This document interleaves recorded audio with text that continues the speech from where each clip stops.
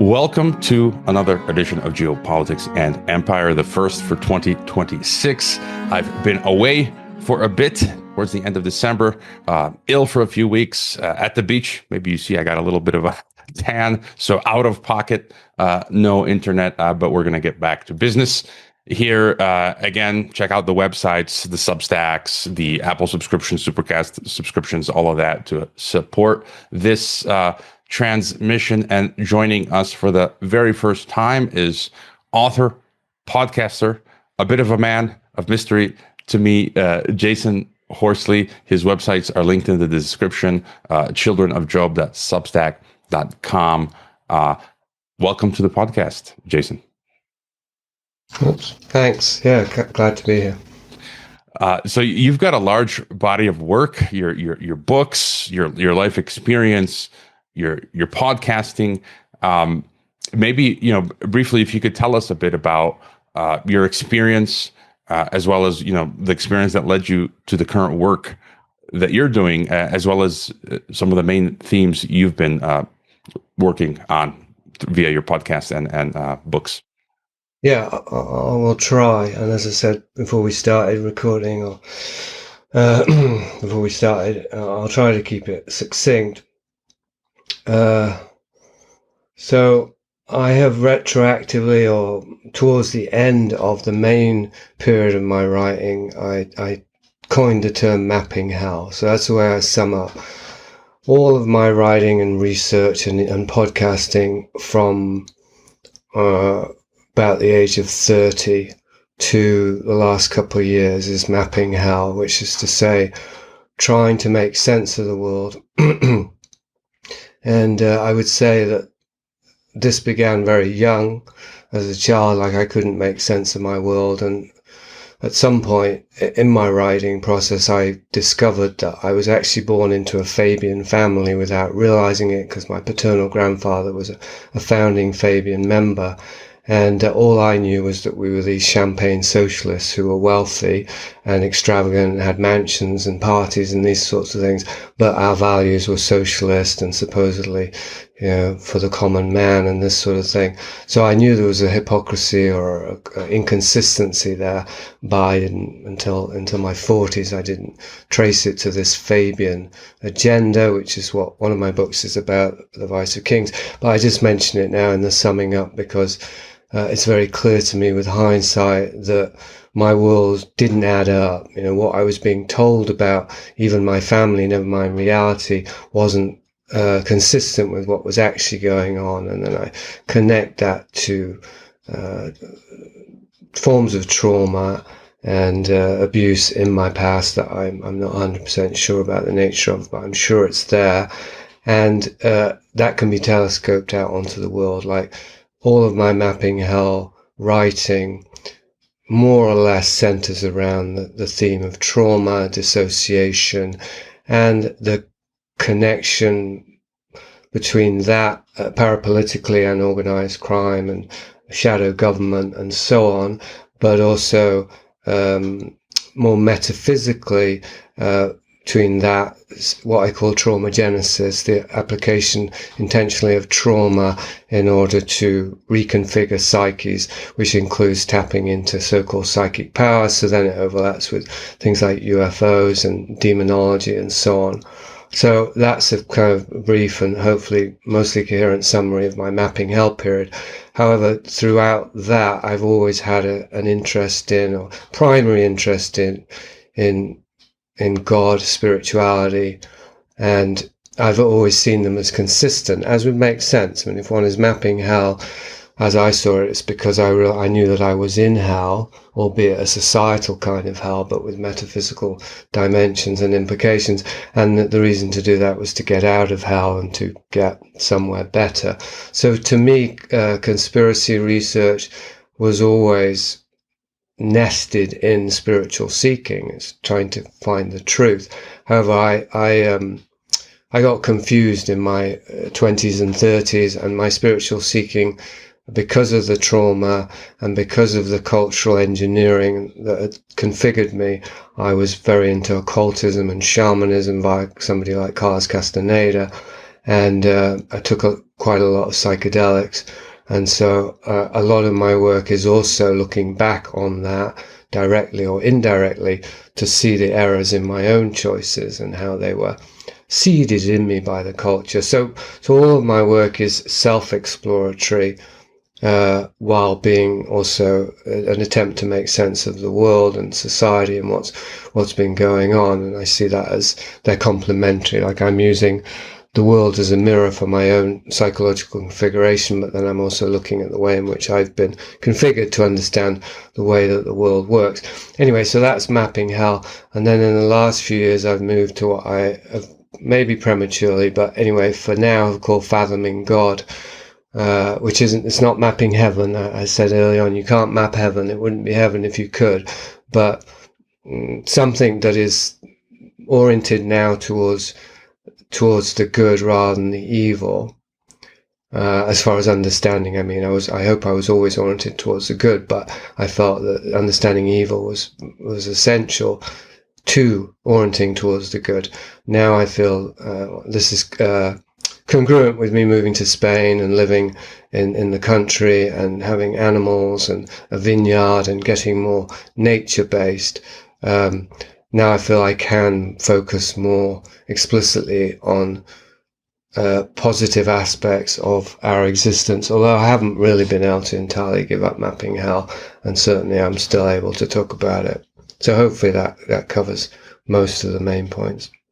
No, that's interesting because I think I can't let go of, to use your terminology, mapping hell, because for me, it's key to being able to understand where we've come from, where we are, and where we're going. So I think I'm never going to stop, let's say, mapping hell on geopolitics and empire, because it's also so fascinating. It's like we're living in this puzzle, and I want to know how it works. I want to know the mechanics. But also, as you say, sometimes too much mapping of hell is not good for anyone, and we need to be kind of what you're talking about, working towards making outlines of heaven, so to speak. And just before continuing, I'm curious, because I think you messaged me. It's been a while, like a year or two ago, and a year and a half ago, we started this monthly roundtable with Parallel Mike and Monica Perez and myself.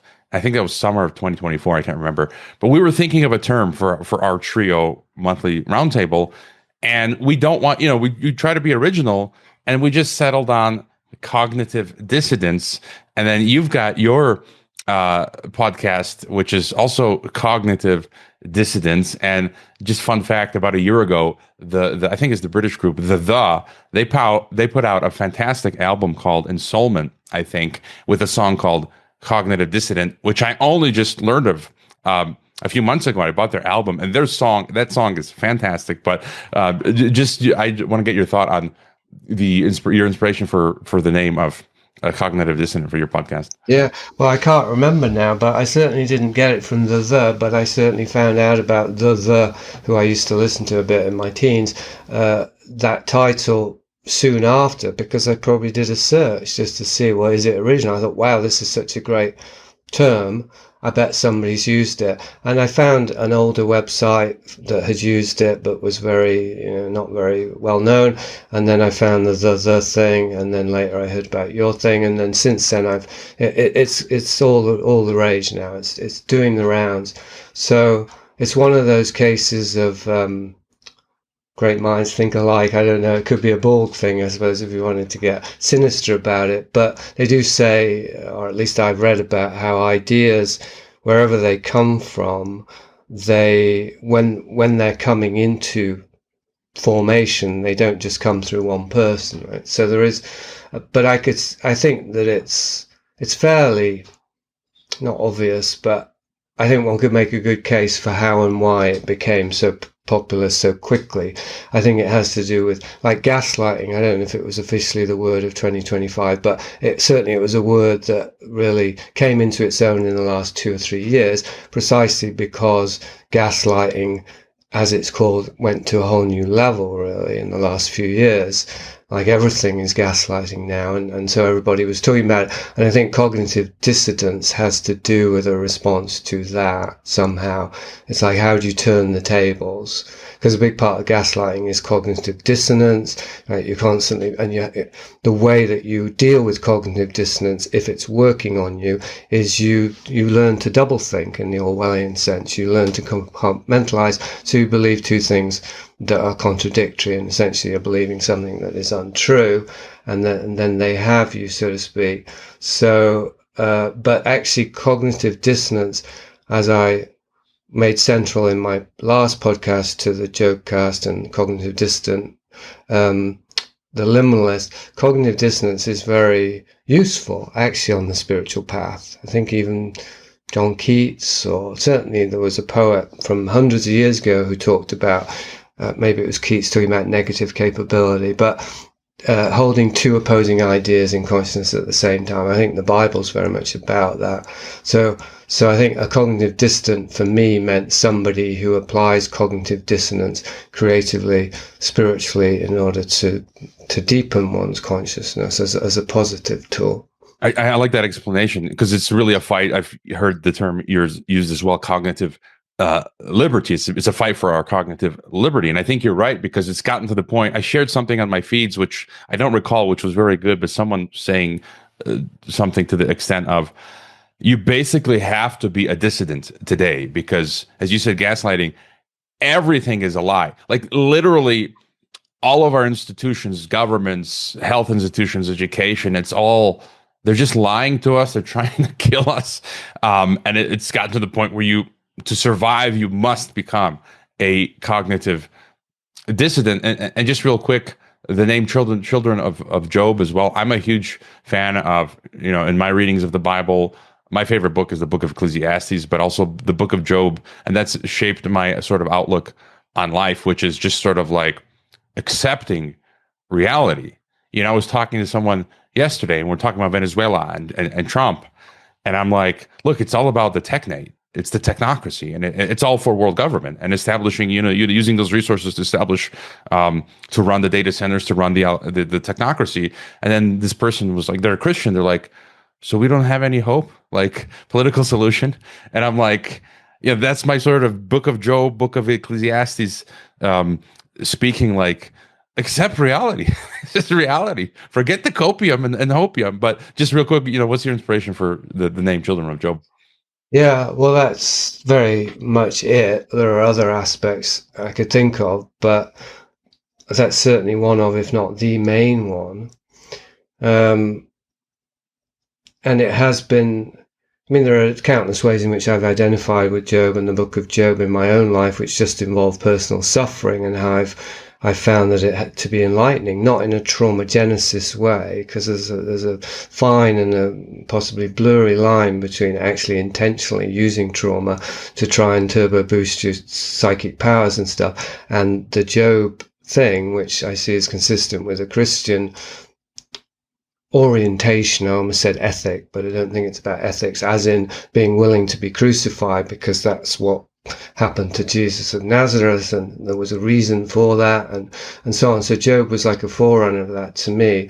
And it's not as simple as the power of suffering to build character or something like that. It has to do with being able to tune into something that is untouchable, that cannot be oppressed or controlled or captured or imprisoned or killed or tortured or anything, that is actually at peace with all of existence, because it is one with God, essentially, is connected to God and the divine. So that's at a very personal level. In my own suffering, I had chronic fatigue syndrome, so-called, for 20 years or so, and every day could be agony.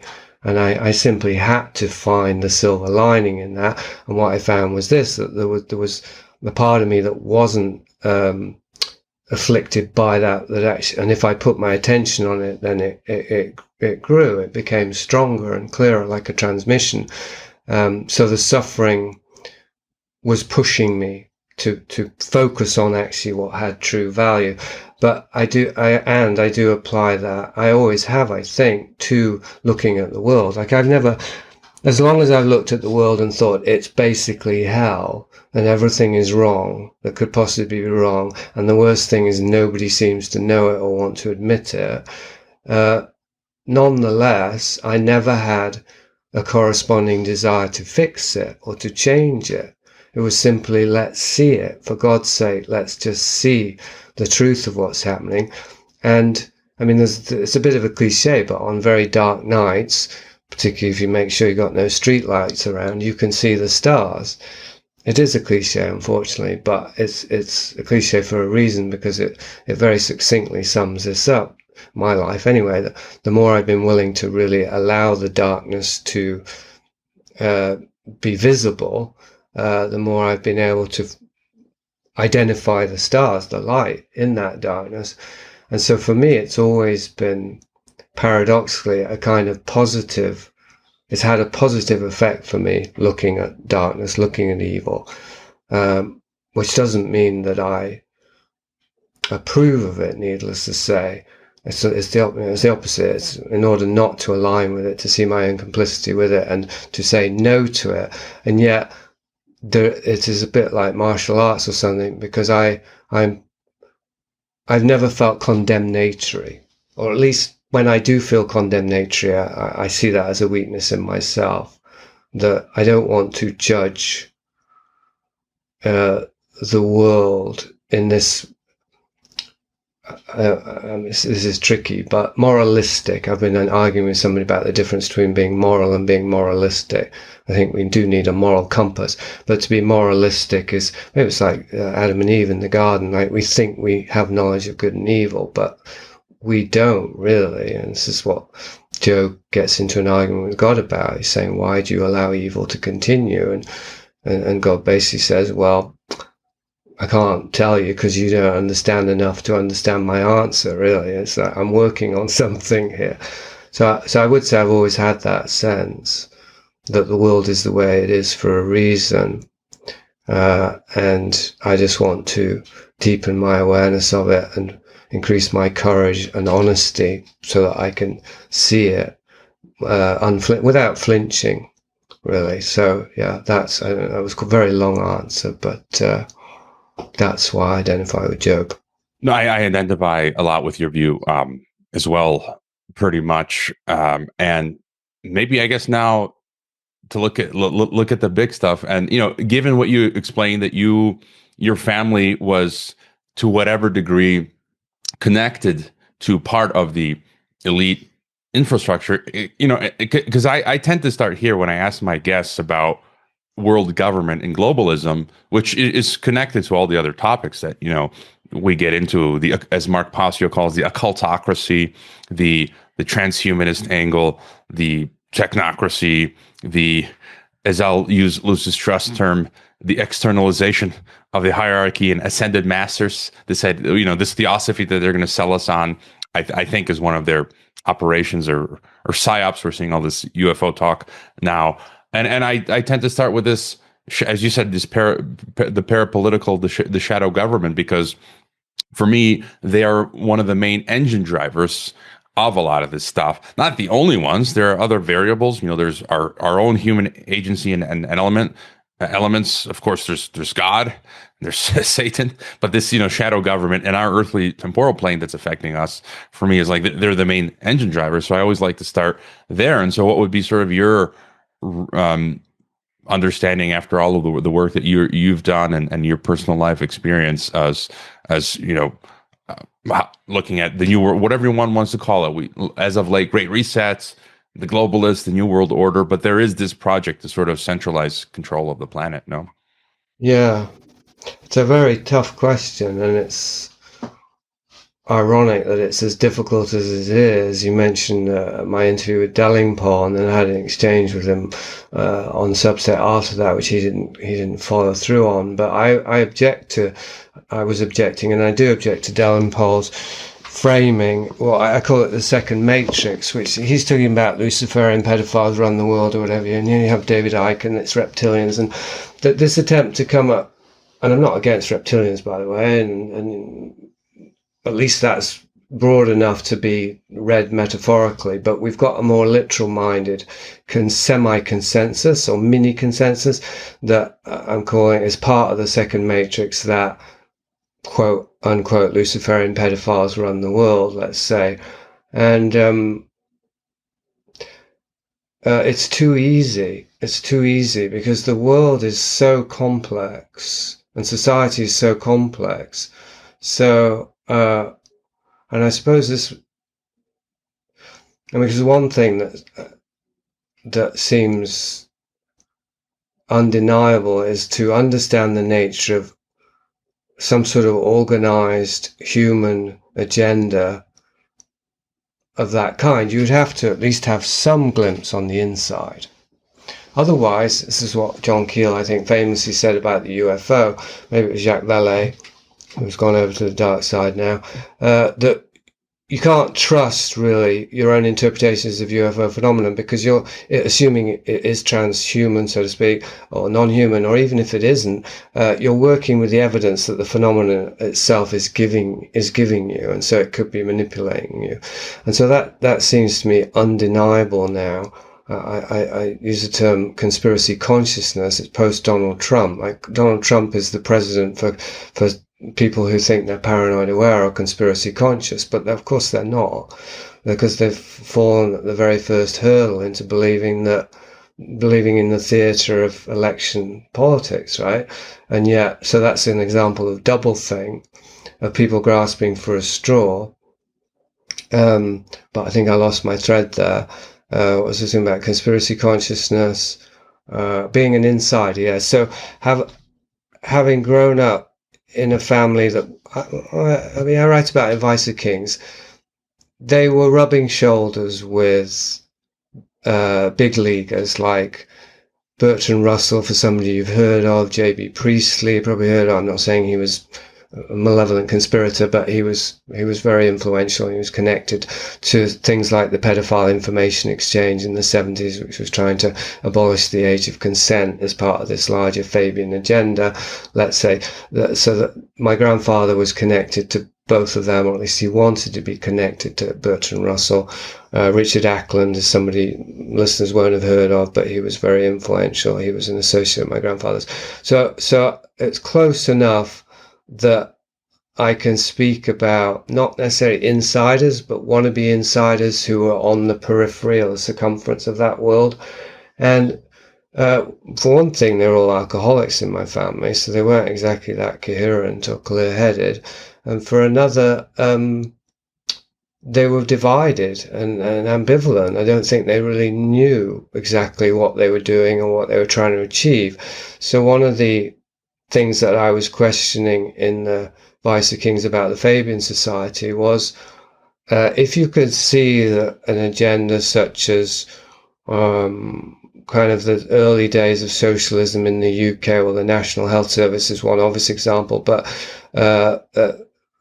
supporting single mothers with, or the dole even, that would encourage dependency from people, and therefore it would reduce the potential for individuals to grow up into adults, or self-responsible adults, and therefore they'd be more compliant and more pliable and easier to control. Do you then deduce from that was intentional, or do you just say, well, it was badly thought through? And it's both, really. I talked about this with Theodore Dalrymple. Some people will know who he is. He's a writer. And about this question of when does incompetence become malevolence, or how do we tell the difference between incompetence and malevolence? And he made this very good point, that if you have individuals or organizations run by individuals who are incompetent at some level, but they don't want to admit it, and they keep covering over their incompetence and doubling down, at a certain point incompetence becomes malevolence, because you're being dishonest then, and then you're actually doing things incompetently, knowing that they're incompetent and that they will fail. And then all kinds of rationales and things come in there. So what I'm illustrating here, and I'm probably showing as much as telling, is very confusing. It's very muddy, this whole question of what I call organized malevolence at the highest level, because I think it does intersect with metaphysical forces that Christians talk about as demons and discarnate entities and whatever else. There does seem to be a unified agenda that it wouldn't be entirely wrong to call satanic, and it does recruit whoever it can recruit, and that includes all kinds of human groups and organizations. And so I do have this rather broad stroke view, which is if there's anyone who's influential on the world stage, he's been recruited. And then you can map that onto Jeffrey Epstein, as a more recent example, of Jimmy Savile, who I write about in Vice of Kings in the 70s, in terms of this idea of compromat, or even Aleister Crowley, who seemed to be an early practitioner of gathering compromat on sexual deviance, as a literalization of recruiting people through, turning their own incompetence into malevolence and so on. But this is a very large spectrum.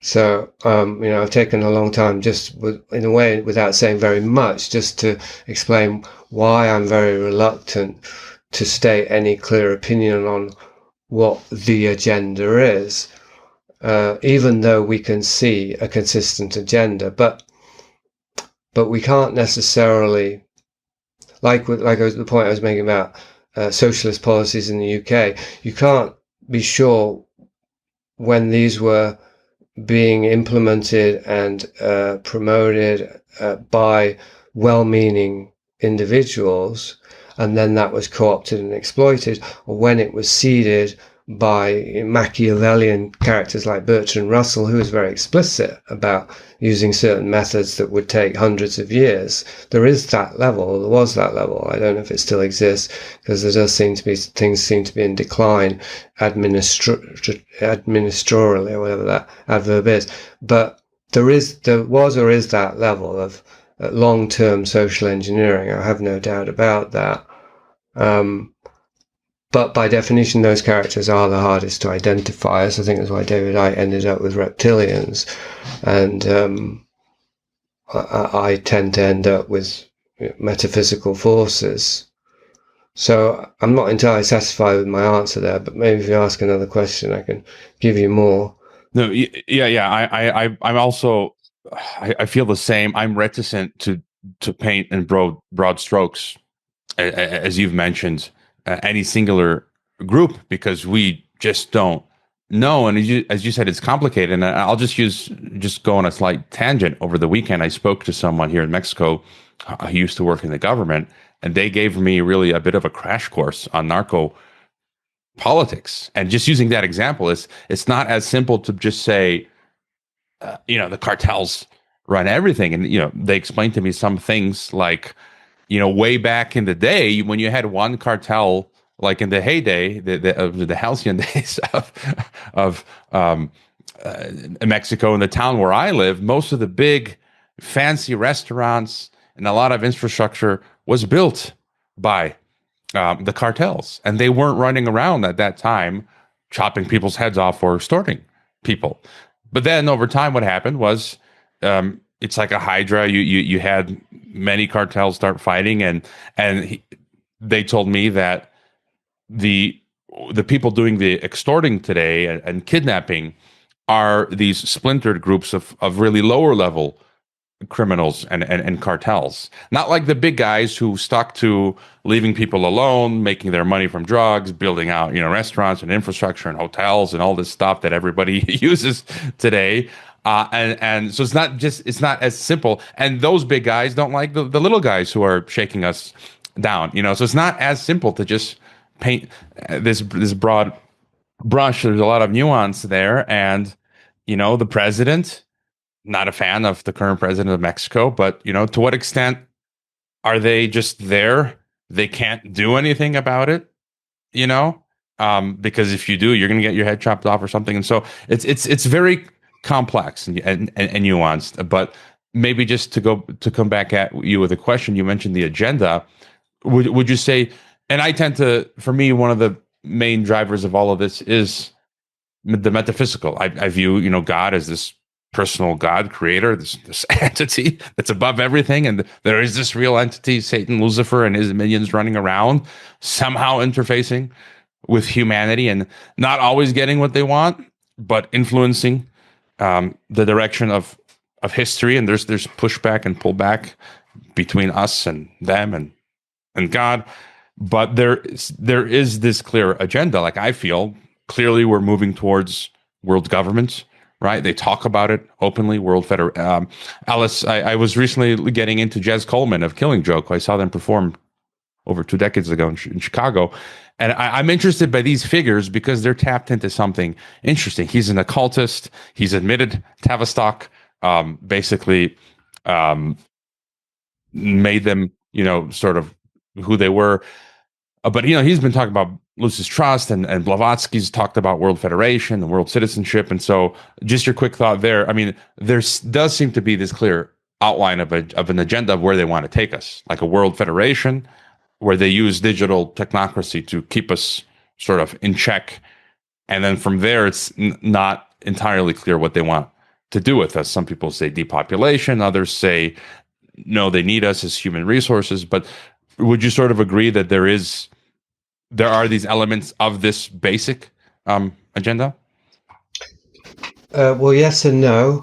I mean, this is about pattern recognition, first of all. So we can, if we find enough dots, we can start to join them, and we will definitely create a pattern. But there's always, if we're honest researchers, we always have to admit that we didn't wait until we found all the dots, and that if we found more dots, we might find that it was a different pattern, because we couldn't join, A to D, because now we've got B and C, and they go in a different, right? You see what I'm saying?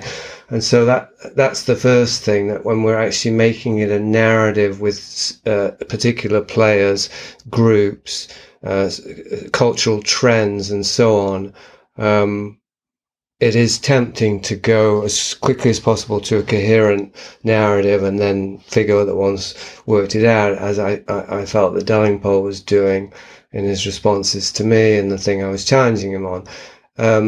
But I prefer not to do that, or at least if I do that, and this is kind of about being a cognitive dissident who is willing always to be in cognitive dissonance, that if I do that, I'm admitting it's temporary. It's just a provisional map. It's not the territory. However, I do think, unlike what Oscar Wilde said, that the truth is basically simple.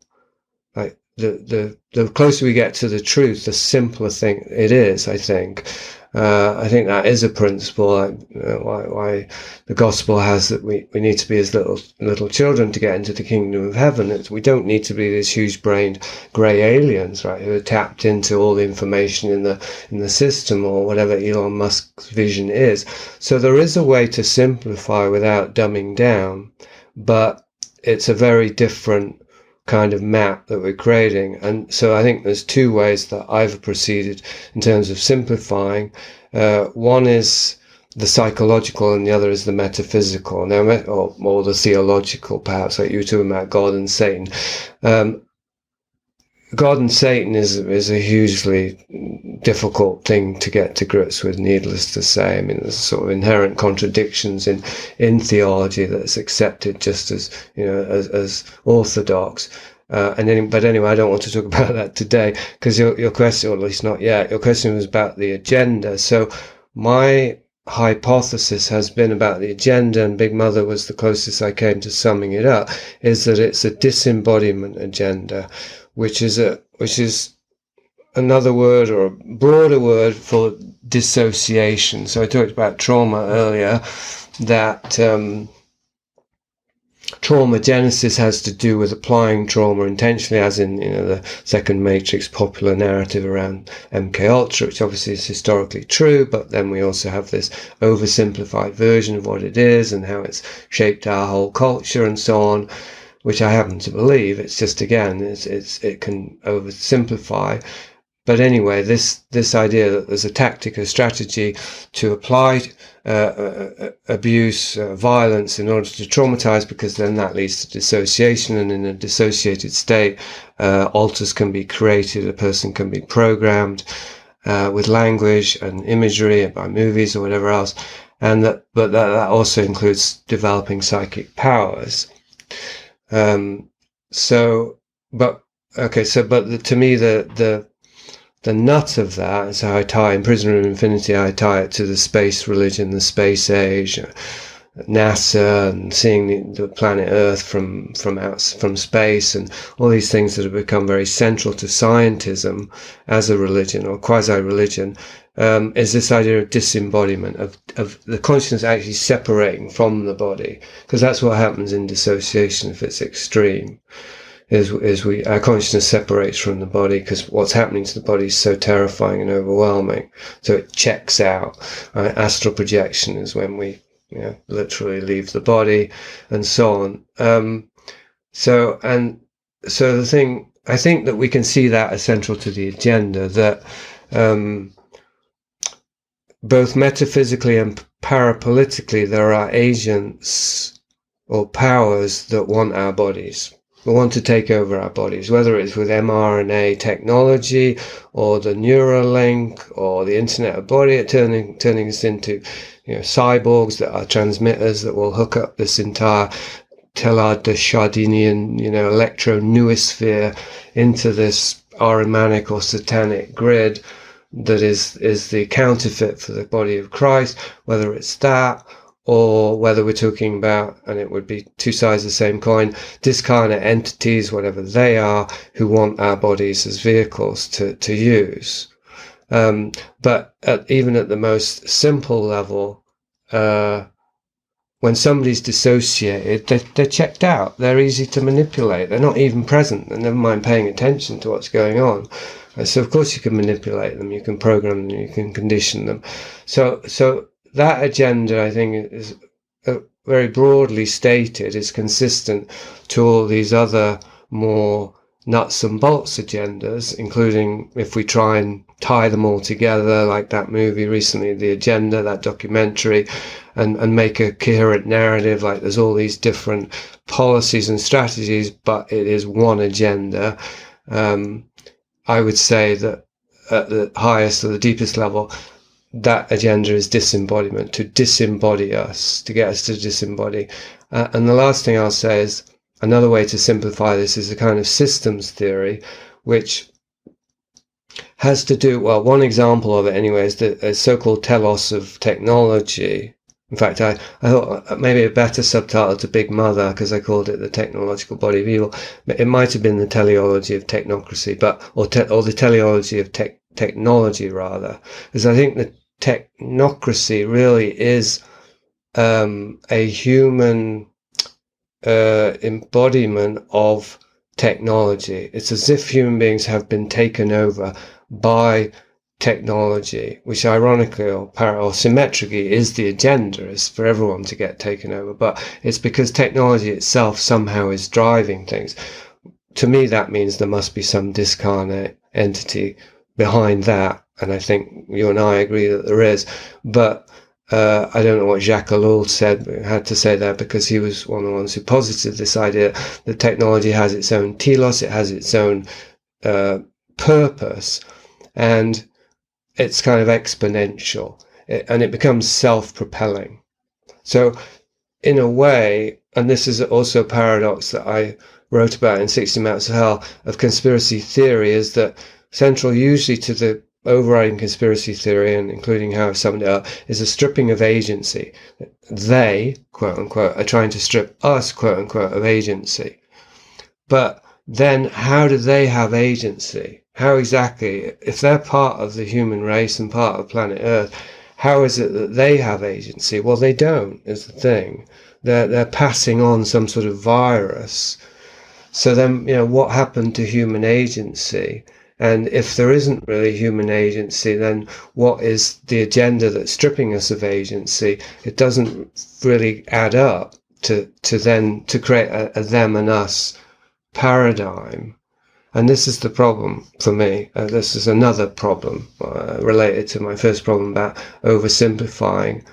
Well, there's more I could get into that's nuanced, but I'll leave it at that. Yeah, I mean, well, I guess there's so many things here. I just wanted to mention, just using a simple example of when you say people checking out, I see this more and more, increasingly. We're using the terms like NPCs, right? Non-player characters, bots, normies. Just a silly example, because I was on the road recently, and I only go to Starbucks when I'm on the road because I need coffee for the long drive. And I literally counted the last 3 stops at Starbucks, and the baristas did something wrong. Like literally the opposite of what I told them to do. They forgot my coffee. They forgot the food item. I said hot. They did cold on one item, and I said cold, and they did hot on the other. But just even in interaction with them, it seems like they're not there. Like one of the clerks had this look on their face, and it's like I almost feel like I'm not talking to a human. It's like it's a human form, but inside it's hollow. And I feel like I'm having an increasing amount of interactions with people like this, where it's like, are you there? Like they just, and it's typical with Americans. Like I saw Americans on the beach, and the way that they talk, they're like, yeah, hello, and their conversations are so inane, superficial. And I'm like, and I'm just thinking, if I were stuck in the room with them, we'd both think each other were crazy, because they've been programmed. Like all their conversations are just about the entertainment, and it's just like I want to talk about the deep, and they can't. And it's just, am I making sense? I mean, do you feel that's a correct observation? Do you think that's part of what you're talking about, where we've been traumatized and a lot has been thrown at us through the education system, through different means and methods, where people are just becoming more and more pliable? Yeah, I think another way of framing this, because I say of course, but of course because it's just been aired, the pluribus, whether you watched it or not, is very much about this. It's about, these happy people, but basically there's nobody home because they're all taken over by an alien virus. And it's a group mind. That's the heaven, the pseudo heaven that pluribus, that this alien is offering to human beings. And I think that is our Achilles heel as human beings, is that we desperately fear being ostracized and not belonging. And actually, Jacques Ellul says something very interesting in his propaganda book. It's all interesting, but this really stood out for me, was that propaganda works because it relieves a sense of loneliness. And that had never occurred to me. Of all things, how does propaganda work? You think, well, it makes you feel safe. It makes you feel you can trust the state. No, he was saying that because people know that what they're being told, everybody else is being told, and that if they believe it, they will then have something in common with all these other people. Then there's that feeling of belonging that comes from taking on the propaganda. And this became very explicit with the COVID years, even though it was more obvious about fear. But I'm saying that one of the most basic fears, and it's biological, I suppose, maybe all fear is, but it's really primal. The fear of ostracization used to be in tribal life that if you were ostracized by your tribe, that was it. You were done. You couldn't survive outside of your community.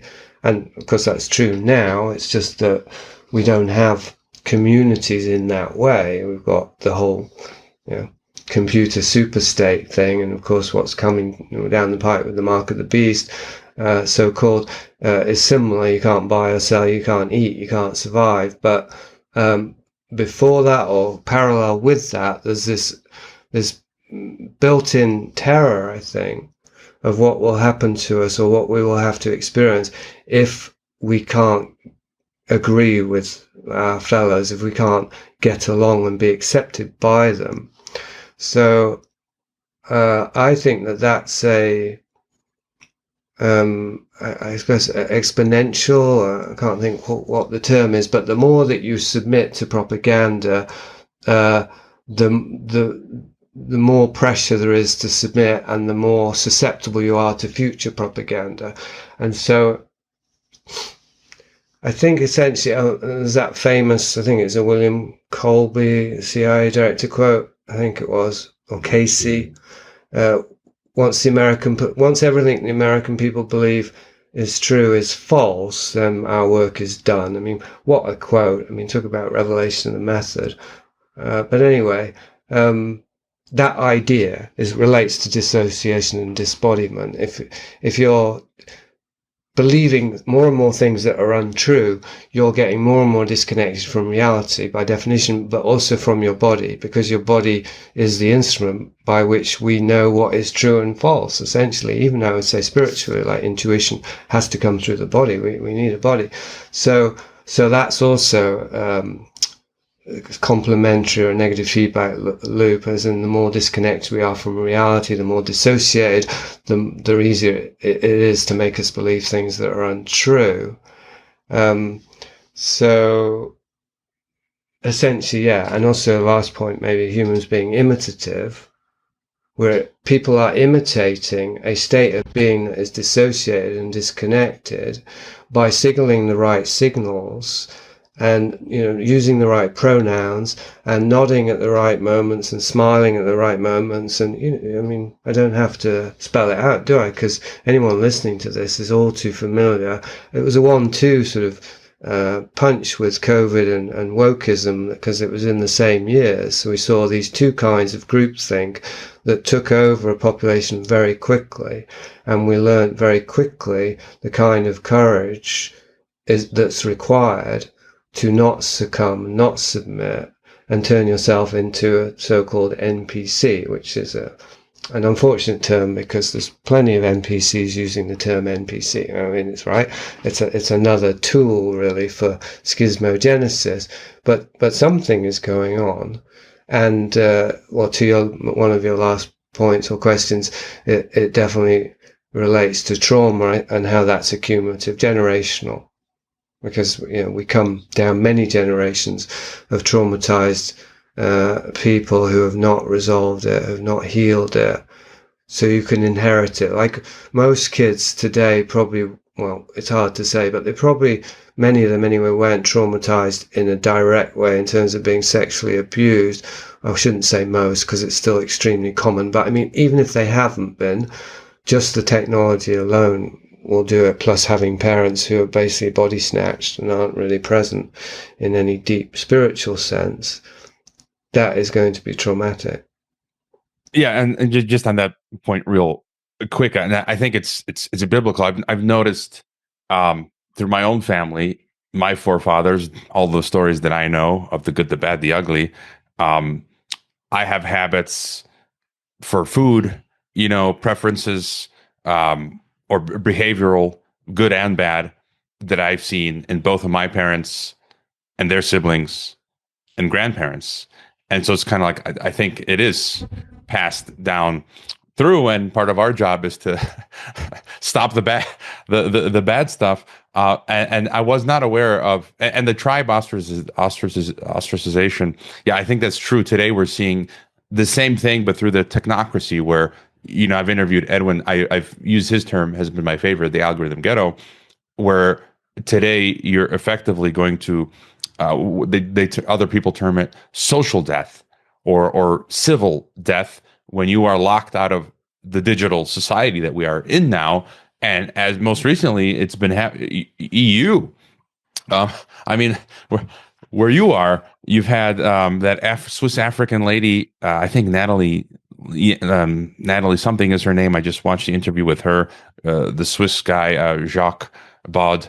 So they're now experiencing ostracization from the tribe through technological means. They've bank accounts frozen, all other accounts frozen. Amazons can't buy plane tickets. They can't exit enter the country. People have to buy food for them, that sort of thing. And so it's just a modern version of that. And I was not aware of the film or the TV show Pluribus. So I'll be watching that. But I find the same theme of what you're talking about. It seems like they're seeding us with that same narrative. I've been Arthur C. Clarke. I've been talking about that a lot. Childhood's End, and they made a film adaptation in 2015. I think it was a 3-hour series, Australian television, which was actually, I think, very entertaining and a very good visualization. And it's that same theme where childhood's end, they take over the planet, they take the children. Humanity is left to expire, and then it's to feed the overlord up somewhere in space, and Invasion of the Body Snatchers. It's just on and on, this same sort of meme. And just real quick, you mentioned earlier, I'm just curious, Jacques Vallée and him moving to the dark side.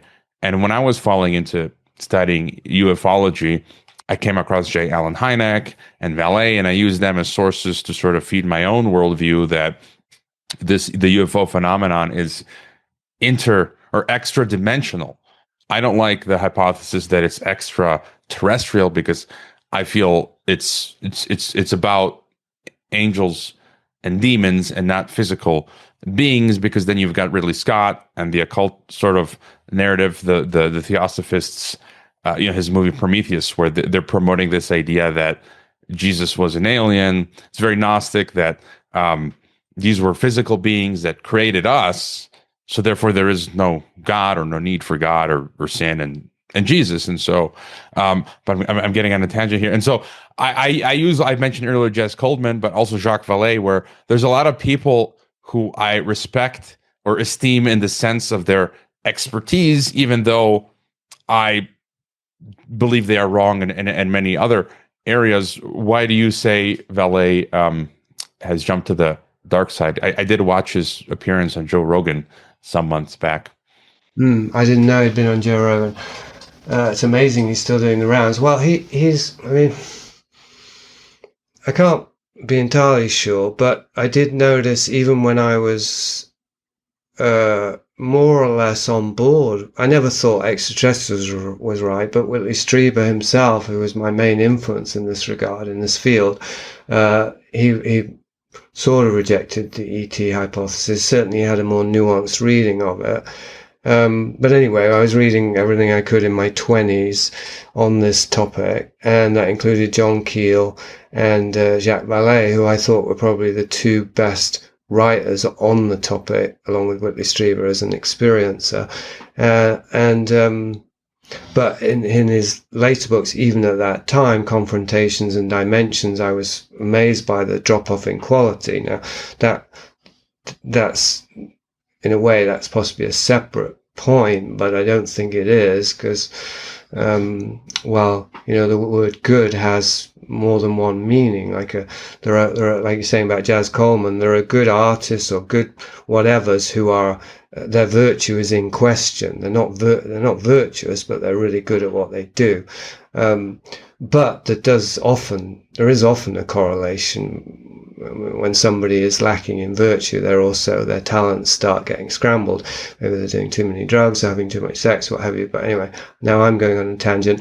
The thing about Jacques Vallée, besides the drop-off in quality of his writing, because Messengers of Deception is a brilliant work and essential reading if you want to get to the bottom of the UFO question, I think.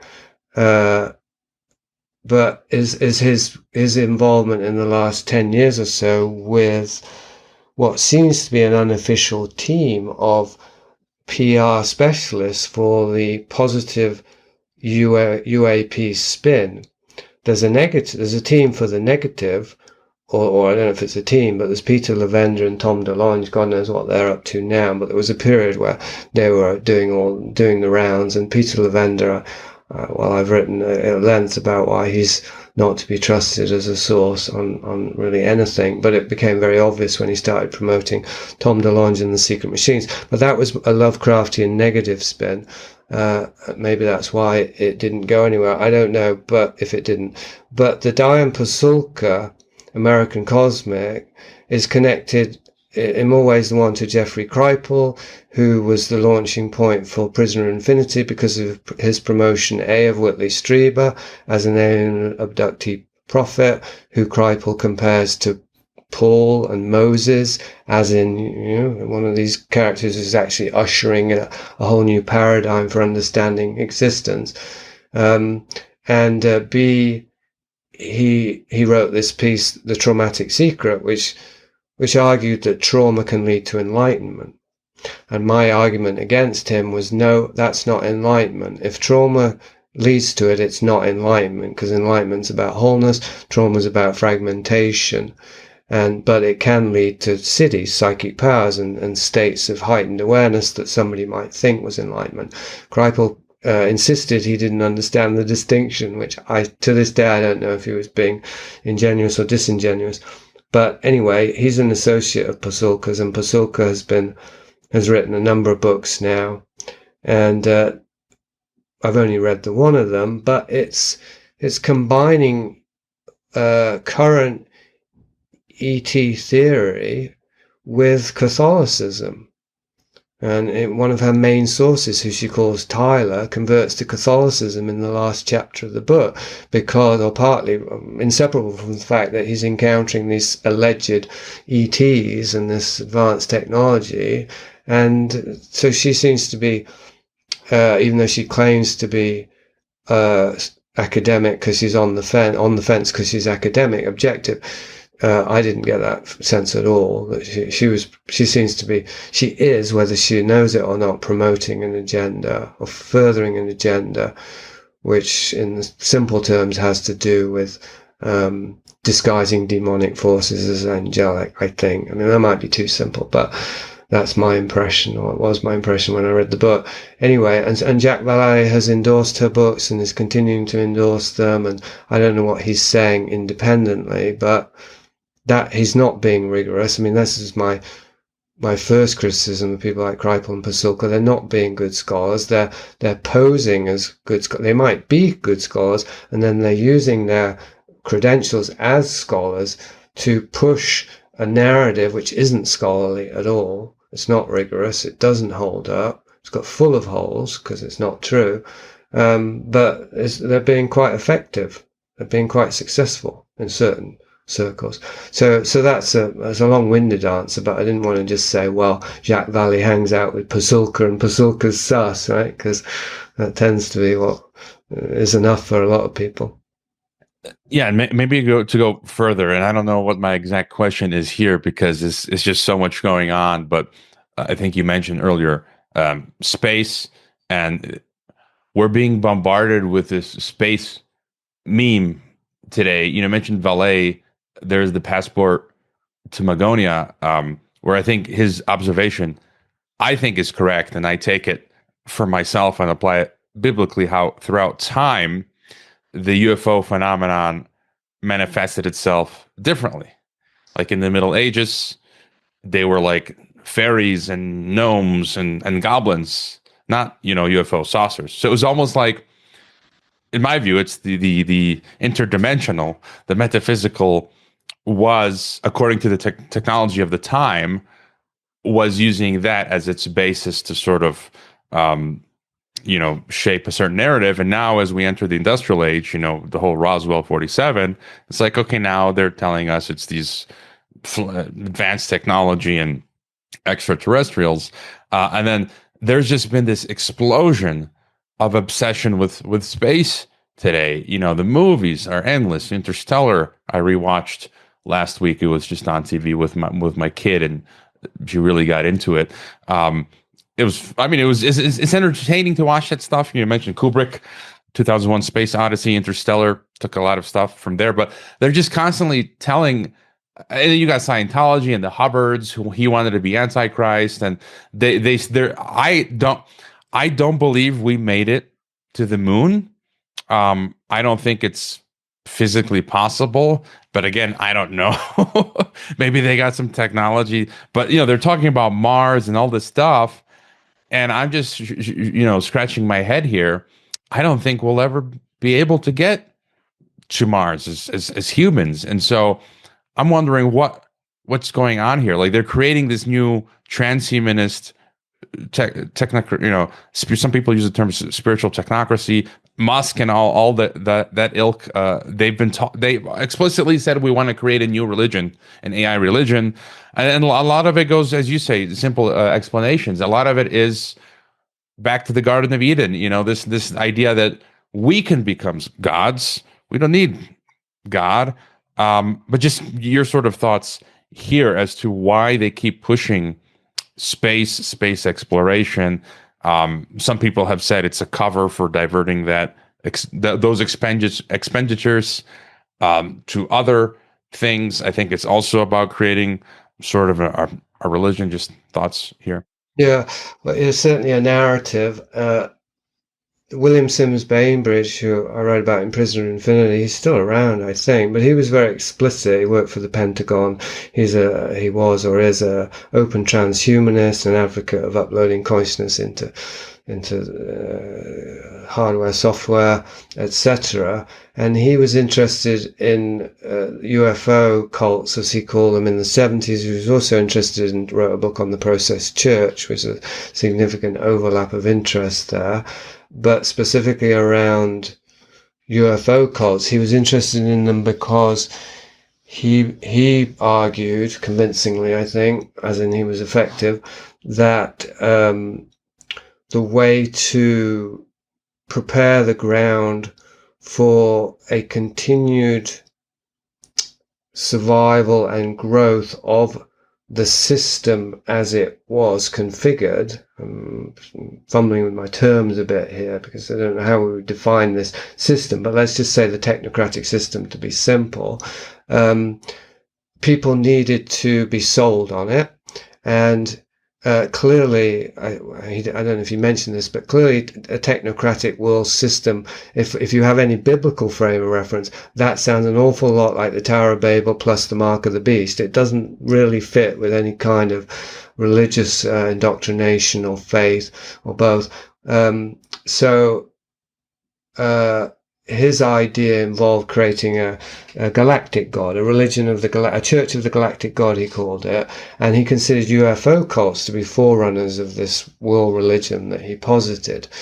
And central to that, and we could think of a show like Star Trek here, was the idea of expanding corporately or economically, in every way, really expanding outward into space, as in colonizing other planets, which is then compatible with transhumanism, because in order to travel those vast distances, the most efficient way would be simply to teleport our consciousness somewhere and then to another body that was being built there by machines that whatever, I don't know. He didn't have a whole blueprint.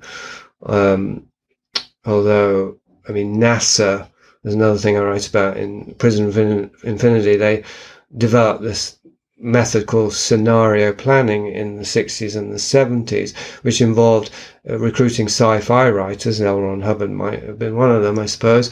Certainly he was naval intelligence, to come up with scenarios for the future that they could then used to seed the culture. I mean, some of the time it was just to think tank and work out, well, what would happen if we did this? We need sci-fi writers to imagine. But then some of it was also to publish and seed the culture with, such as something like Star Trek, as a possible example, so that new generations would grow up with this urge, this impetus, this vision, to create technology and to colonize space. And at the most basic, though, you were talking about at the beginning, the hopium.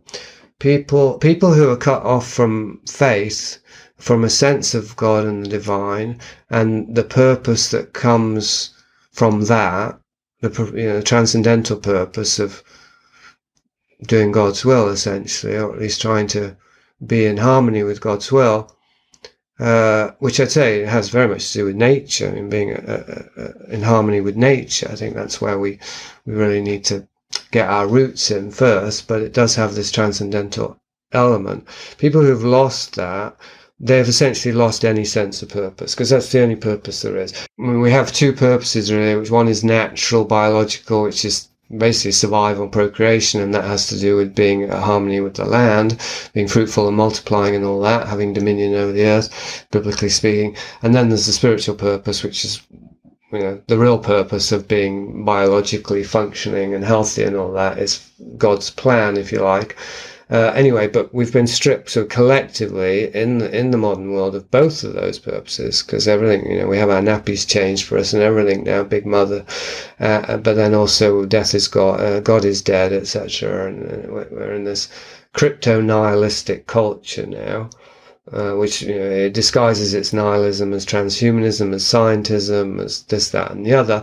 And as the space age, anyway, is a quasi or a pseudo transcendental sense of purpose. It's big, it's huge. It's like Isaac Asimov, think of those novels, like there's thousands of years or hundreds of thousands of years in the future, our generations will be living in some other galaxy, and it's a ridiculous scenario. I think it's ridiculous in countless ways. C.S. Lewis thought it was ipso facto satanic to want to go into space.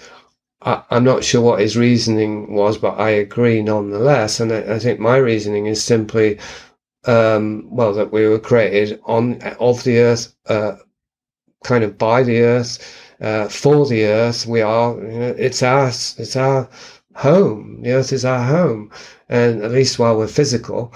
And that to want to go into space is inseparable from the urge to want to escape from the earth, which I see as a projected outward infant trauma complex of trying to escape the mother, like being trapped in the mother's body or in the mother's psyche, trying to escape to the moon, which ironically is also a symbol of the mother. So it's like there's no escape, which is true. There is no escape if we're trying to do it from the outside. If we're trying to use technology to escape.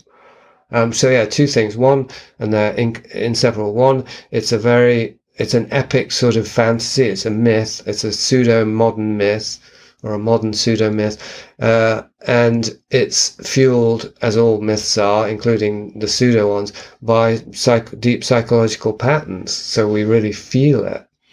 We really feel that somehow this is meaningful. I think I was quite immune to it. I never even liked 2001: A Space Odyssey, or Star Trek for that matter. So I've never been really big into sci-fi, but I did fall for the whole alien abduction thing. I think Alien, as you mentioned, that was my favorite sci-fi movie. So to me, it was always just dark and Lovecraftian, which is probably more accurate, and seedy and dirty and boring, right? That's the other part of, if you want to go into space. It's very illustrative, actually, of how gaslit people are, that somehow they manage to turn the idea of living on a giant shopping mall for thousands of years, floating through endless space, as a way to get to paradise, as opposed to just learning to grow vegetables and having some animals.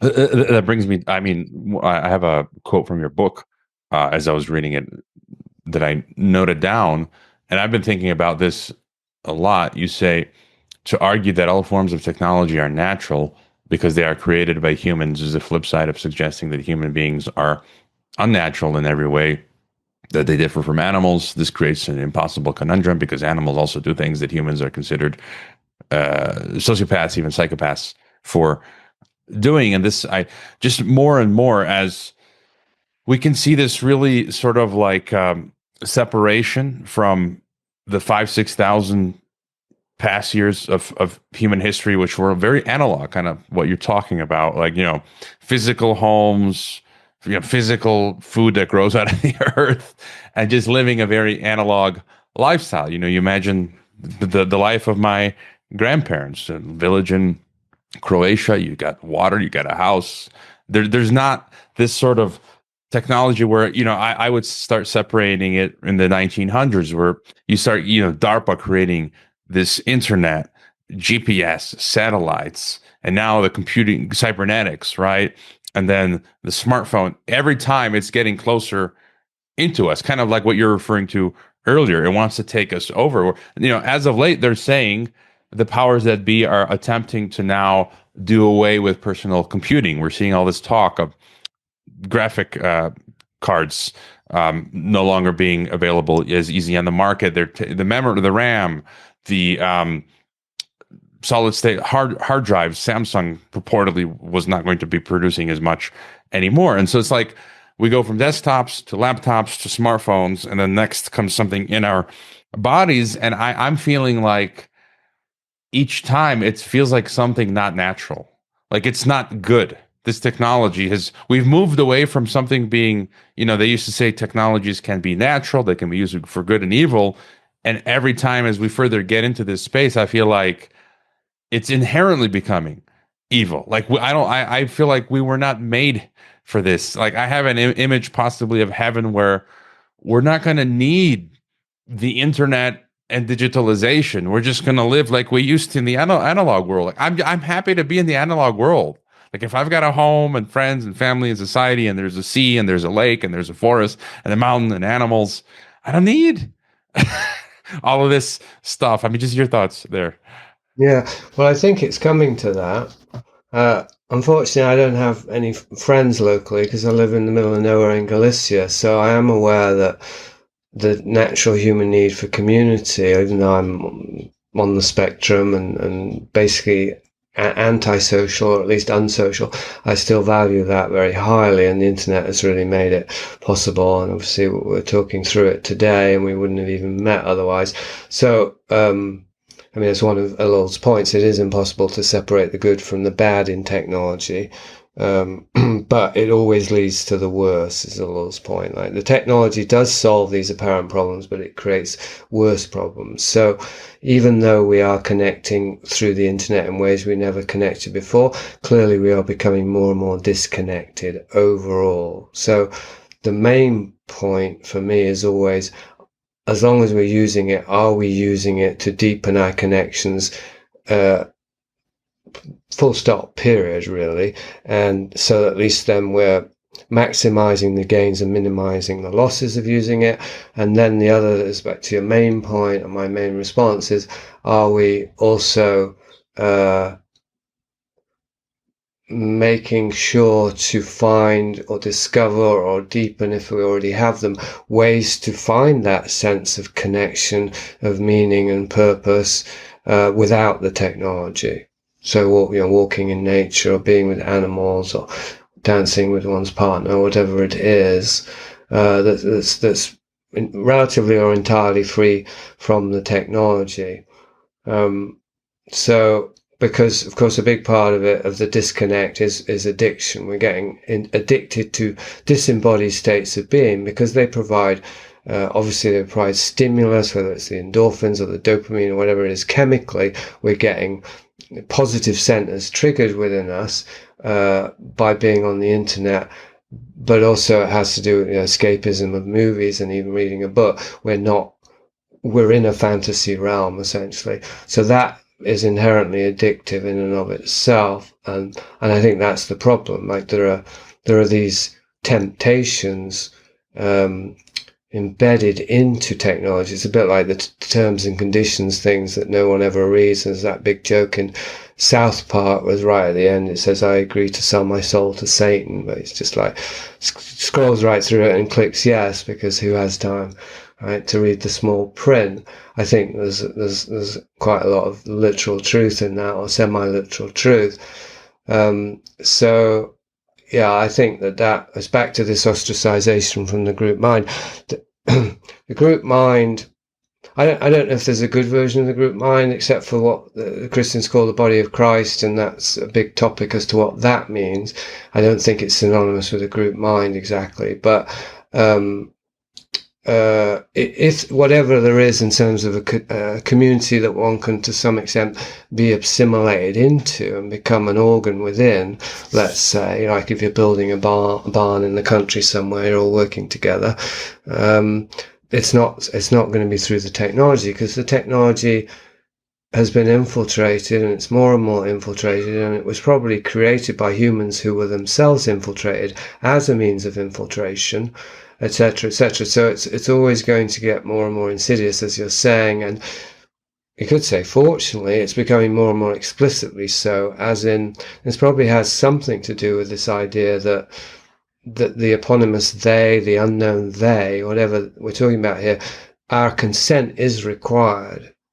We do have the power to say no, but if we don't use it, it's taken as a yes. So consent it's a very blurry thing here. People can say, well, I didn't consent, but it's back to that terms and conditions. If you didn't read them and you click yes, you did consent. You just didn't know that you were consenting because you didn't bother to read the mRNA. If you agreed to it, you could say, and it kills you, you could say, well, I didn't know it was going to kill you, but that's on you for not doing the research and finding out, well, it could kill me, and then deciding based on information and knowledge rather than blind trust in something that is not trustworthy. So there is an increased. There's more and more evidence. It's very topical, as you've been talking about, and I've been talking about with Substack, that the controls are becoming more and more aggressive, and the need to draw a line in the sand is getting closer and closer, as it was during COVID. The number of people who took that mRNA because they wanted to go on holiday, for example, never mind keep their job. This is back to Job now. I would say I have to. I don't want to tell anyone else what they have to do. I have to know that this line is kind of absolute, that there's nothing that I will agree or consent to this agenda in order to avoid, even if it is literal death or persecution or crucifixion, because that is the example of Jesus. He could have talked his way out of getting crucified, but he didn't. Say, well, that was the plan and that was the mission, but it might also be that in our individual cases, and I think it's more meaningful just that he wasn't going to bullshit or be slippery or evasive. I mean, he did avoid answering some questions, so but that was a kind of honesty in and of itself, because they were probably stupid questions. So anyway, it's a case specific, where each of us will have our hill to die on, so to speak. But anyway, back to your main thing.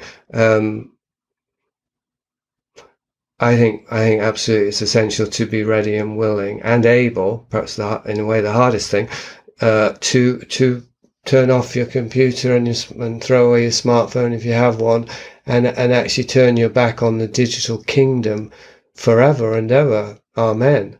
And I think that may even be the future. I mean, my wife's optimistic. She says it's not going to work. It's all going to collapse, and the smart cities are going to grind to a halt because of peak oil and this, that, and the other. I hope she's right, but I'm not convinced. I think they might have cards up their sleeve, and it might go on for 50, 100, 500, even 1,000 more years. But even if it does, I have the sense that there's a bifurcation occurring in the human species, metaphysically, but perhaps also socially, whereby it's quite possible that the digital apocalypse, or the lead up to it, will unfold on one parallel track, while we go back to the Garden of Eden, not without sin. I mean, we can't go back to paradise, but I mean back to those basic conditions where we have to just try and get right with God in the natural environment, and forget about what's going. We have to get over our FOMO, our fear of missing out, and accept we can't actually know who's president or what the next Vince Gilligan TV show, etc., etc. It doesn't matter, essentially. So I would find it very hard. I give this stuff up for Lent, or I did last year, and I plan to this year, not being online and stuff for 40 days. But a point I was going to make, it's very hard to do it just through will alone, and it doesn't necessarily work. I'm not a great believer in the human will. It's a bit Nietzschean for me. But I think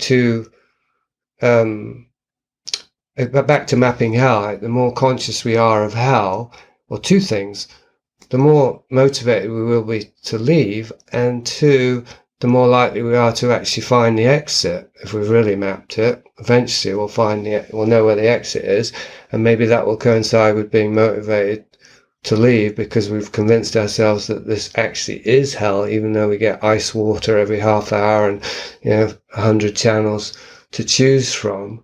It is hell in some sense, and so we're willing to leave. That, I think, that awareness is the most essential thing, rather than just being gung ho, determined to do it, and then the integrity to say no to the conditions, because the conditions are just going to get more and more obviously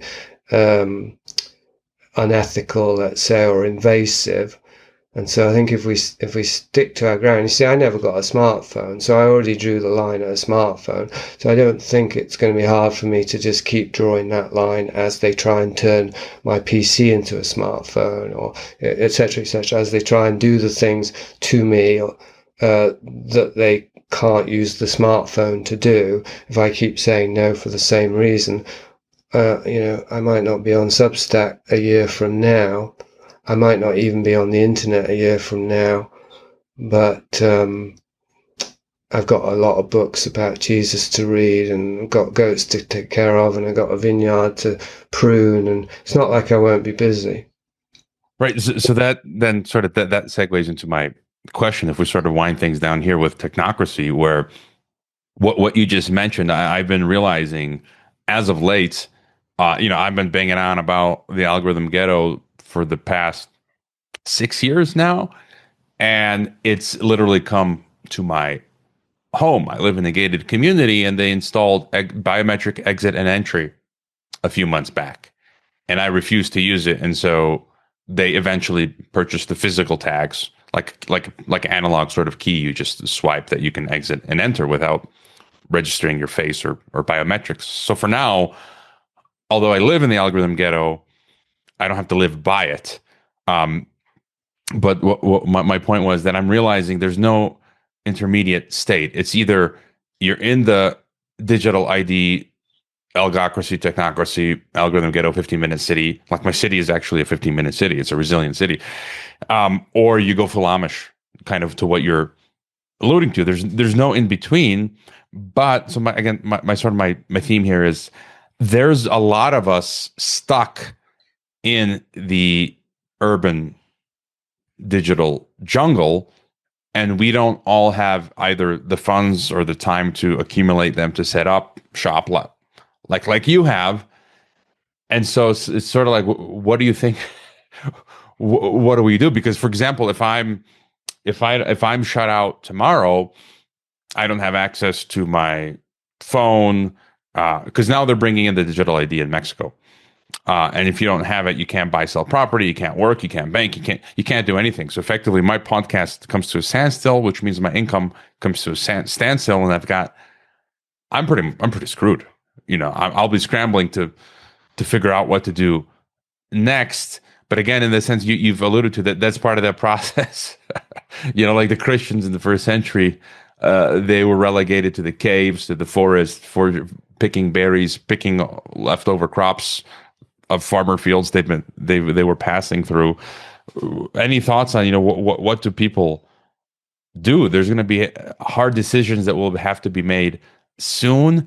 I've said before, like I'm gonna be buying a dumb phone, and going back to that. But like I said, soon you won't be able to operate in Mexico and other countries without a digital ID. I'm going to hold out for as long as possible, but I myself don't view the digital ID as the line in the sand, because for me, it's when they try to engineer your behavior. So once we're in that infrastructure, it's kind of be like COVID. It was like, you must get this injection. I'll be like, I'm not doing that. Or you must bow down to the gods of LGBT. I'm not doing that. So at that point, I'll be like, go ahead, freeze my digital, put me into civil death. Just thoughts on any of that, and what people can do. It's going to become very difficult. Not all of us can, have the option that you have right now. Yeah, well, so I stress the able, because if you're not able, it doesn't matter how willing or ready you feel. Well, on a practical point, first of all, very practical. Like, we have 7 acres of land here in Galicia. Like, buying a stone shack for 10,000 euros is still possible, and doing it up for another 10,000. There are all these abandoned villages.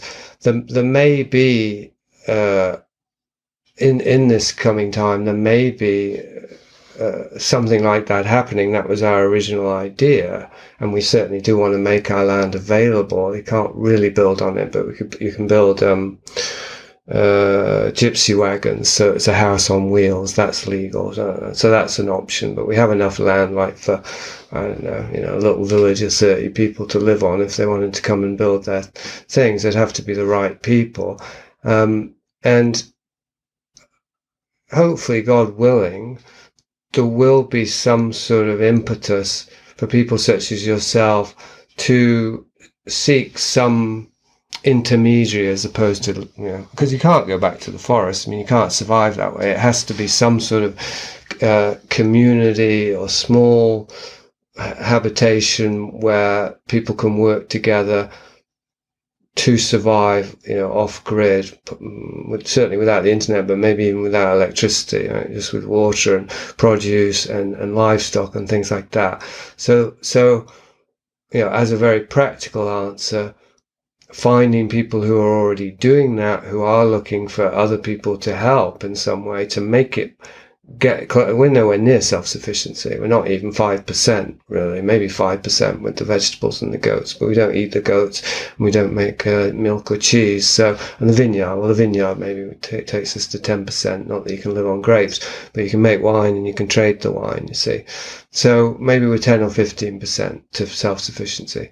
But I don't know if we'll get much, even anywhere near to 50% on our own. But if enough other people who were able to get to 15% in a different way, like with bees and honey and cows and sheep, then you have a loose community, not a commune, that's 100% self-sufficient. Of course, it doesn't mean that the drones won't come in and destroy it, obviously. So this is my second point, back to the book of Job. I don't think it can ever be too soon to draw a metaphorical line in the sand for oneself, whereby one is psychologically and spiritually not just preparing, but in a sense volunteering to, or offering oneself up, like Jesus in the Garden of Gethsemane, praying that he doesn't have to drink from this cup, but ending the prayer with, not my will, but thy will be done. That trust in God has to be completely unconditional and across the board. It can't have little clauses and footnotes and say, well, if all my cats get poisoned, which happened to us last year, I'm not going to trust in you anymore. Like, that's the Job story. No matter what happens, I continue to trust in God. Even you can complain, Job did, and you say, I don't understand what the hell's going on, God, and I think you've got it wrong, but nonetheless, you're still in dialogue. I mean, Job was still in dialogue. So I think it's more than important. I think it's absolutely so central to the challenge of the technocracy for those of us who won't belong to it, who can't belong to it, who can't be complicit with it without killing our souls, which is everyone really, but I mean those of us who know it, to see it as like Satan, or the Satan in the book of Job, it's something that God has dispatched for some reason to test us. Well, that is the reason, essentially. And so there is this opportunity in adversity, and the opportunity is to let go of worldly supports and be as the lilies in the field, who neither spin nor toil, and they don't worry about tomorrow. And that is so huge. See, when I was 24, I was rich, and I had a personal heartbreak, and I thought I wanted to die, but I realized I couldn't kill myself. So I just gave away all my money, and I went off to Morocco with nothing. And it was foolhardy and all the rest of it. But one thing it gave me ever since that is I know I can do that. I can actually let go of everything, leave everything behind, and just hurl myself into the unknown. And God is with me. I mean, God was with me. I felt it. I experienced it more palpably than before, because it wasn't anything else really. It was just hardship, adversity, hunger, fear. But so then I had to tune into my sense of God. This is very different if you have children. So I know you have children because you mentioned them, because that's a different level of responsibility. So I can't really speak to that. But I think the last point I'll make is maybe a bit of a downer to compliment what hopefully was more inspirational about God is with us no matter what, unless we decide not to turn to God. Well, then it's as if God isn't with us, and that's what the technocracy is trying to do. It's trying to give us an alternative to faith, an alternative to a spiritual interior life with this counterfeit. But I forgot what I was going to say there. That Downer, you said.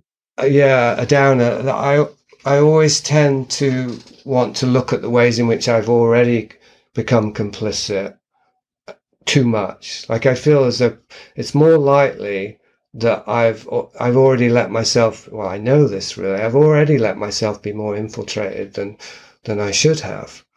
So I'm a bit divided, because I can tell myself, not just I make an income on Substack, but I'm doing good work, and maybe it's God's work, and I'm making these connections.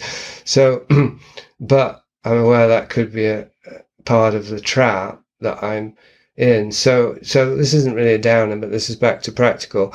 I think that we need to proceed as if we've only got a short period of time, 6 months or a year, maybe less, and really develop those connections we have that are likely to be fruitful, discover new connections that also might be fruitful, network as much as possible, not literally in terms of having an online group or anything, but in some sense, so that if the internet goes down tomorrow, that we have some sort of fallback plan, and the connections that we've discovered and developed through the internet actually have some lasting meaning in the real world. Because certainly I think spiritually these connections can endure and continue, even if we can no longer communicate through the internet.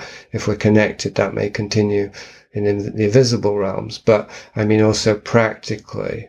So whatever that means, really.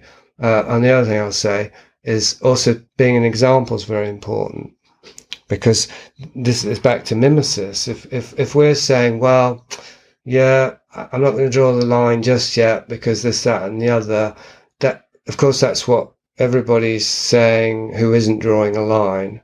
And I'm not saying that there isn't necessarily a good strategy. You might have a good strategy, but certainly I think people need examples of, I don't think you can be too radical really in this time about this. It's just that it's a paradox, because if you make a really radical statement, nobody's going to hear it because you can't communicate it to anyone. Yeah, we're really we are really in what's the word? I can't think of the word. In a what? Fucked. Yeah, in a situation, and it's complex. And as you alluded to earlier, there are some. I agree, you can't be too radical, but then there are people who are in better positions. It's like with the COVID jab, but for me, it's like in some ways it is the same digital ID and the injection, but in other ways it's not, because the injection is, I mean, it's being put into you. Absolutely. No, I mean, there's no way I would have taken that mRNA. Whereas a digital ID, I'm not going to, but I could see it's conceivable. If I saw in the future I took it, I wouldn't be utterly horrified. As mRNA, it was just very, very obvious. I agree. I just wonder, what is the next equivalent to the mRNA? Because what will it look like? Because it won't be as obvious, presumably, because for me, it'd be a form of like, they're putting us, okay, you get the digital ID, they haven't put anything into you, but they've now positioned you to try and force you then, well, the whole system is run on digital ID, you can't do a lot of the things you used to be able to do analogically. Now, to continue having the permissions, you will have to, the vaccine passport, you'll have to get the next shot, or because absolutely. So I kind of feel like that's why I feel like there's a little wiggle room, and there are people who have already positioned themselves, and they're trying to tell us who we haven't positioned ourselves, like, do this or you're not a true dissident. Well, it's like, well, that's easy for you to say, now, but yeah, well, it never works anyway to tell people what they should or shouldn't do, because you don't know. I mean, I even know someone who took the mRNA who had kind of noble reasons for it. So no, we just don't know. It's back to being as honest and as informed as possible, I think. So one point about the digital ID that you didn't mention there is it's possible that, I mean, you're saying they're going to use it as leverage, but there are ways in which you might not have foreseen there, whereby once you have the digital ID, you are somehow going to be more willing to go along with whatever the next thing is. I can't think of a scenario there, but it may itself be a Trojan horse for something else. Or it's just much easier same thing. It's much easier to be coerced into something because you have a digital ID. I don't know. I mean, it does seem as though the digital ID isn't that different from the passport that I have. I mean, I have a passport with a barcode on it. Is there a real difference? Clearly there is, because of the whole agenda that it's nested in. But yeah, I don't know. I mean, obviously I can't advise, or even I don't really have an opinion. I just think it's good to consider all possibilities, and that you may end up going along with this, and then literally 5 days later, the next thing you have to say no to anyway. So it's like, why bother? There's also that thing of why bother, because you know that they're gonna, if you give them your finger, you know that they want your arm, right? So it's buying for time, or whatever the expression is. What's that expression? Playing for time. Playing for time, I guess. Which it can be good strategy, or it can be folly and denial. Only you can know the difference. It's one of my favorite songs as of late. I've been Peter Gabriel. I just discovered his album from 3 years ago, I.O., and the song "Playing for Time" is really fantastic on that album. But anyways, yeah, it's a difficult situation. We've covered a lot. Anything else? Any final thought or any other thing that we haven't touched on that you think is important at this time to get across? I guess I'll just mention online groups that I host. One's a men's group on Tuesdays, and the other is the Christians outside of Christianity. So Christians are welcome, but non-Christians are welcome too. I'm trying to bridge the two. And to me, that's probably the most fruitful, including as well as conversations like this, the most fruitful use of the internet and having an internet presence is actually to meet people online and get a better sense of who they are, and to do group work or play or whatever you want to call it, interactions. So I always like to put word out about those, but also as an example of how to use this Ahrimanic technology in a way that subverts it, potentially. Are both of those people kind of get access through the Substack to join both of those meetings? Yeah, that's right. Because I see on your Children of Job, there's Sons of Job men's meetings, and then the Christian one is also for paid subscribers. It's not in the menu, but anyone can just message me about that. It's been twice a month on Saturdays currently. But you put out notice through your Substack for that, for paid subscribers?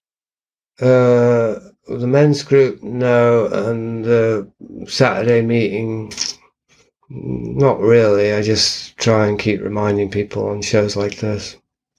But then for people to get the notice, it's like we get the Zoom link if you're a free or paid subscriber. Men's group is for paid subscribers. The Christian one is open to all currently, and then basically if anyone's interested, they let me know, and then I add them to the list, and I do it all by email. Okay. All right. Well, I'll include all of that in the podcast description for anyone who's interested. I might sign up for the Saturday group. I know it's people have all sorts of schedules, and they're all different places in the world. I do my subscriber Zoom calls. I'll be doing one this week, and just people are always busy, but sometimes we can catch these calls. It's been great chatting. Jason, I might appear on your podcast in the future, but you've got a lot of books, a lot of material for people to go through. So again, they can go to your website, Amazon, to find all that, follow your channels. Thanks for being on Geopolitics and Empire. Yeah, thanks a lot. I'm glad that we talked, and I hope you'll come on the Jobcast in the very near future. We're running out of time, so let's not waste it.